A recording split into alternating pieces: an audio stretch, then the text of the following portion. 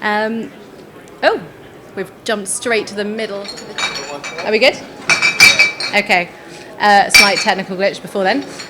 My name is Clementine. I work at Speirs and Major, and my talk is about microdosing light therapy in the built environment. So I'm just 3 weeks back from a brief career interlude. I used it as an opportunity to kind of look into, explore other worlds of light and how they might influence the way that I work. Lots of exhibitions. I'm sure you all went to the Olafur Eliasson exhibition, and reading into articles and things like that. So I saw a lot of, I've read a lot of articles about the physiological impact of light. So there have been a lot of studies about seasonal affective disorder, the pineal gland, and the effect on our circadian rhythm and how that might affect us. So there have been studies about shift work and how there's a sort of increased rate of cancer in people whose circadian rhythms are really shifted. So there's been quite a lot of studies about that, and they're ongoing, incredibly interesting. But I feel like there have been a bit fewer, there's been less research into the psychological impact of light. I think we've probably all got a million photos like this of some amazing natural light phenomenon or sunset, and know how profound the effect can be of natural light on our psychological well-being. But I don't think there have been quite so many studies sort of scientifically into if electric light can have those sorts of effects. So I came across this company that offer light therapy. They have this meditation lamp, and they're trying to provide exactly that, a tool for improving well-being and psychological well-being, and sort of achieving states of calm and creativity that you might achieve through meditation. So I was curious and did a bit of research, wanted to find out more about the science behind what they were proposing. So this is just a little bit about how your brain works, and you have electrical oscillations in your brain waves, and your state of activity is determined by the frequency of these brain waves. And it's between the alpha and theta states that you have this, it's called a hypnagogic state, where you're just drifting off to sleep. You have your sort of prefrontal cortex, which has all your kind of planning and decision making, really sort of slows down, and there's much more sort of activity in your part of your brain that sort of reviews memories and thoughts and things like that. So this hypnagogic state is this stage where you're in this dreamlike state. You can have sort of hallucinations and lucid thoughts. So you're not quite so asleep that you don't remember it. You can kind of still engage with what you're thinking about, but you have this free flow of thoughts. So there are quite a few people who've been really interested in this hypnagogic state. Salvador Dali is one, and he found that he had some of his best creative inspiration in this state. So he would actively sort of make it happen. He'd sit on a chair with a metal object in his hand, and as he drifted to sleep, he'd put a hard surface around him, and the metal object would clang to the floor and wake him. So he never quite got to sleep, and he'd remember his thoughts. So a lot of his sort of surrealism, were these interesting sort of hallucinations almost that he could lucidly engage with. And he wasn't the only person.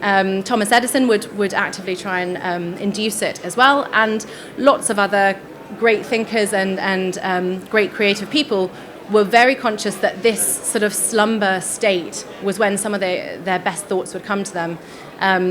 Beethoven apparently would sit on the train through Vienna, and the sort of rhythmical repetition of the view and the train tracks would send him into this sort of slumber state where he would have some of his greatest thoughts, apparently. And this dissociative state, this transitional altered state of consciousness, is something that meditation looks at as well. So the people who run this light therapy lamp actually took their lamp to some Tibetan monks and got them to try this therapy, and apparently they could reach this same dissociative state, this state of mind, in minutes by looking at these lights that they could achieve through hours of meditation. So I was intrigued and thought I'd give it a go. So it looks pretty full on. But you sit in a room, you've got headphones on that are playing some fairly tribal sort of hippie beats. But what's interesting is that they do binaural beats where they've got a different frequency in each ear, and it's actually the difference between those two frequencies that relates to that brainwave oscillation they're trying to put you in. So I think it's sort of 10 hertz-ish or whatever. Obviously I wasn't fully aware of, and you've got this effectively a kind of daisy of lights with a warm light in the middle and a cool circle around them, and they're just chasing round and pulsing up and down different rhythms and intensities. And if I can skip ahead, this is kind of what I saw. So you've all seen a million screensavers of these kind of loopy, endless patterns. And it was exactly like that. My eyes were closed. All I had was white light onto my eyes, nothing touching me. I had the music, and I saw these unbelievable patterns of incredible saturated light working completely to the rhythm of the music. So that's, they talk about synesthesia, where one sense, sort of, you interpret one sense as another. So part of the idea of listening to music is to kind of switch off your brain, but it's also to kind of help sort of tie in with the motion of the lights. And how did it make me feel? It was sort of like, I guess a little bit like when you look into a flame, incredibly hypnotic, very relaxing, intriguing and kind of engaging. And afterwards I felt fizzing with energy. I felt like I'd drunk too many coffees, or anyone else who's got glasses or contact lenses, if you get a new prescription and suddenly everything's kind of a bit high definition and a bit too much. And this was from sort of half an hour of sitting with lights flashing at my eyes in a room. So it was, incredibly interesting what an intense effect it has. And they themselves say that the qualitative effects of this light is qualitatively like a psychedelic trip. So either, LSD or psilocybin, which is mushrooms. A controversial thing to say, but actually it seems to be becoming less controversial. At the moment, there are a lot of studies into the effects of psychedelics on mental health.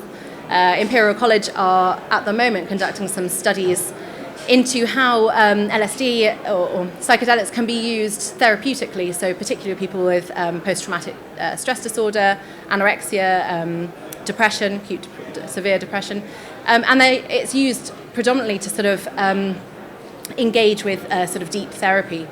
But at the same time as this, there's also been a whole movement of people looking at not full trips of psychedelics, but microdosing psychedelics. So there's been a lot of articles, I don't know if anyone's read any, about, particularly in sort of Silicon Valley, people taking like a 20th of a typical recreational dose, I guess, or therapeutic dose, to have slight effects from it, but not to sort of make you feel fully affected by it, but just to make everything a little bit better, is how they described it, to increase focus and concentration, creativity, to help people engage better, to improve their psychological state of well-being.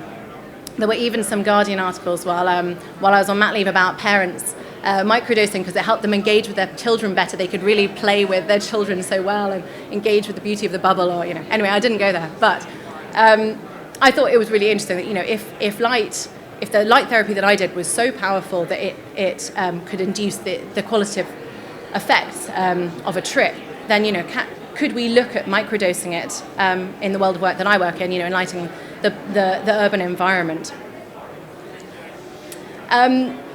I guess you could ask, do we need to? I think the fact that there's been so many studies about wellness and mental health is a result of our lives becoming increasingly hectic, busy, too much screens, just overwhelmingly a bit frantic. So what can we do as designers to help re-engage people with their environment, to be more conscious of what's going on with them, to appreciate and enjoy their environment more. So we kind of already do have moments of light therapy in our lives, but we can't have fireworks all the time everywhere. They'd kind of lose their joy. And with every drug, if light is a drug, then we have this real risk of overdose that you give too much and we cause real trouble. So we need to use it really carefully. And this is something that we certainly look at Speirs and Major, about how to get the dose right. What can you do to improve people's sense of well-being in an environment by using light. So contrast, I think, is one of the most important things. That previous slide where everything was super overlit, this is the opposite. In King's Cross, we're really striving for a darker environment so that where you've got light, you really appreciate it. You can only appreciate the structure of the gas holders because of the darkness behind. And using light to draw focus. This is Athletes Village sculptures. The athletes all wrote on these acrylic blocks with dichroic film on them, and it's only by super simple light detail at the base, but you can see and have focus on all of the signatures on them. And again, it's in this darker landscape. That's what allows you to see it so well. We need to use colour, but carefully. There's so much colour in our environment at the moment, used badly. But it can have this profound effect. Referring back to the fireworks, it brings such joy, and people really engage with coloured light so well. But as an example, we used it here in a little slice between buildings. This was London Design Week last year, and because it's this temporary pop-up and this slice between, you can be really bold and saturated, and then it disappears. It adds this sort of sense of sort of interest in the urban fabric. Texture, it's not just how much light you give. It's how you use it. It's the offset. It's the greys. We could have floodlit this facade, and you'd see it as a beacon from far away, but you'd lose all that texture and pattern. And it's that gives it the kind of sparkle and the joy. Movement. This is probably shouldn't have any sound because it's going to be really loud.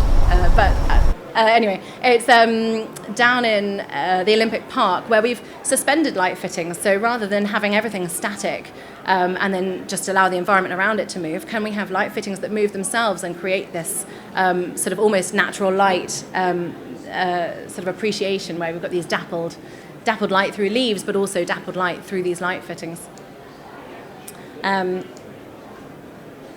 And surprise is something else. Sorry, this is a teeny video, but this is a facade we're working on in Hong Kong, still not yet finished. But what starts as a glass facade with a series of fins and something that's quite translucent, light has the power to kind of transform it and have this element of surprise, make it translucent, and just really engage people and draw people in.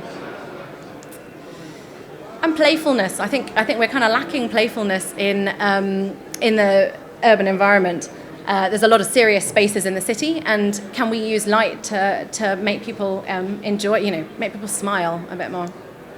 And celebration. This is, a very old project of ours down at Royal Festival Hall, but people use festoon lights for parties, weddings, celebrations, but why can't we have that, as a permanent thing? And I think since we've done this project, a lot more people are using those sorts of celebratory lights.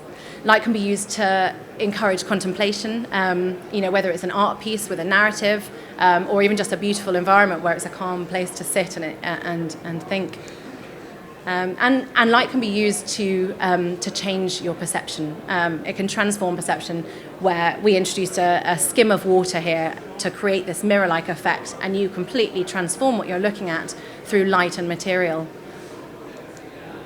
So, I guess in summary, light has this profound impact on us and our psychological well-being. So as designers, it's our role and our responsibility to sculpt that experience for people. Thank you very much.